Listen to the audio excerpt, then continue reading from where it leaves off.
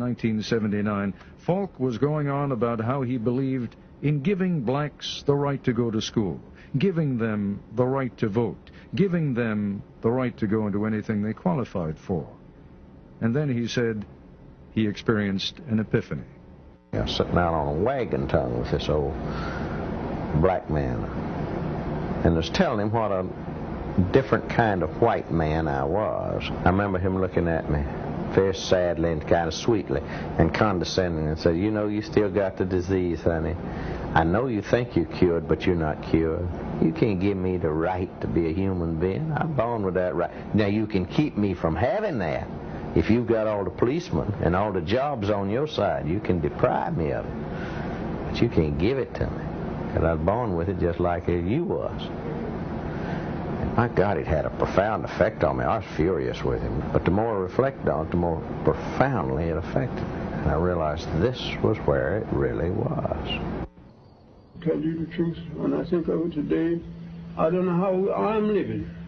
I remember that just as well look like to me I can. Been slaves all our lives, and mother was a slave, and sister was a slave, father was a slave. They know nothing about reading and writing. All that I know, they teach you to mind your master and your missus.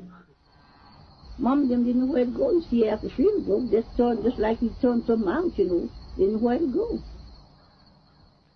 They are haunting voices from the past, not actors reading a script or scholars reading a text, but the actual voices of men and women, Americans, who were born in slavery.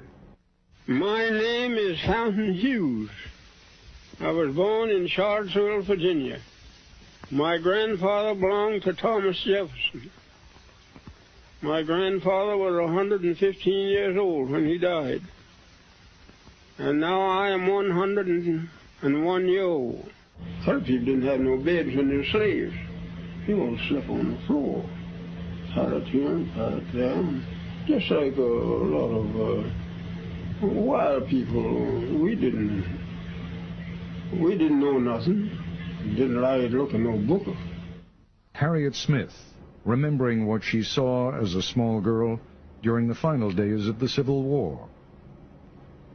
We said, I stood on that picket fence all day long, seeing them soldiers going back to Silent Zone and different places. Colored soldiers in droves. That's right along by our house. Our home is a two-story house, a white folks. These recorded memories were among thousands of interviews done with ex-slaves in the 1930s and 40s. Can you remember slavery days very well? Of course, I remember all our white folks, and all the names of them, all the children. Call every one of the children's names. Who did you belong to? Jim Bunton, the baby boy. The results of these digitally enhanced recordings are arresting, almost unbelievable. The idea of hearing the voices of actual slaves from the plantations of the Old South is as powerful, as startling really, as if you could hear Abraham Lincoln or Robert E. Lee speak. Listen again to Fountain Hughes, who was born in 1848. We were slaves. We belonged to people.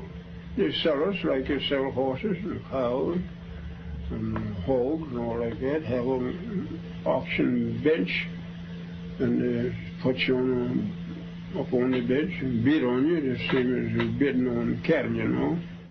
Much of what these three former slaves say may at first seem unremarkable. Much of what they say may surprise and upset, and their calm demeanor is at odds with the evil and violence we associate with slavery. Here is 91-year-old Texan Laura Smalley talking in the 1940s about the outcome of a tussle between two women, one black, one white, one slave, one mistress. The mistress tried to slap the slave, but the black woman pushed her into a chair. Laura Smalley was a girl at the time, but she remembers vividly what happened to the black woman when the master came home. Well, they taken that old woman, poor old woman, carried in the peach orchard and whipped her. And, you know, just tied her hand this way, you know, around the peach orchard tree. I remember that just as well, look like to me I can, and round the tree and whipped her. And, well, she couldn't do nothing but just kick her feet, you know, just kick her feet. But it just had a clothes off down to her waist, you know. They didn't have a plumb naked, but they had a clothes down to her waist. And every now and then they'd whoop her, you know, and then snuff the pipe out on her, you know. Snuff the pipe out on her. You know, the embers in the pipe. Where you ever see the pipe smoking. Blow them out on her? Mm-hmm. Good Lord. Mercy. The plantation on which Smalley was a slave sounds brutal. She recalls scrambling with other children for food from a huge wooden tray, like a hog trough. All of them, you know, would get around that tray with spoons and eat, such like mush or soup or something like that. And all them children get around there and just eat. Fountain Hughes tells his interviewer about the relentless round of work for him on a Virginia plantation. Night never comes out. You have nothing to do. Time to cut tobacco. If they want you to cut all night long out in the field, you cut. And if they want you to hang all night long, you hang tobacco. It didn't matter about your tired. Being tired, you're afraid to say you're tired. It was cotton, not tobacco, that solidified slavery, though. The invention of the cotton gin at the end of the 18th century made its processing easy, but the crop still needed enormous amounts of unskilled labor. Control of the slave and his labor through laws and regulations became paramount. Fountain Hughes talks about one of those controls, the pass system. Now, I couldn't go from here across the street, or I couldn't go to nobody's house without I have a note or something from my master. And if I had that pass, that was what we call a pass. If I had that pass, I could go wherever he sent me, and I'd have to be back. You know, whoever he sent me to, they'd give me another pass, and I'd bring that back, so to show how long. Even emancipation didn't truly free the slaves. Freedom freed slaves for more travail. The end of the Civil War found many cast adrift without skills and no place to go. And the Yankees who freed them weren't always seen as benevolent liberators. I remember when the Yankees come along and took all the good horses and took sold all the meat and flour and sugar and stuff out in the river and let it go down the river. And they know the people wouldn't have nothing to live on, but they done that. The ex-slaves left one hell for another, perhaps an even more dangerous one. No longer property, they didn't have the protections afforded property. When we were slaves, we couldn't do that, see? And if we got free, we didn't know nothing to do. And my mother, she hunted places and bound us out for $1 a month, but we didn't have no property, we didn't have no home.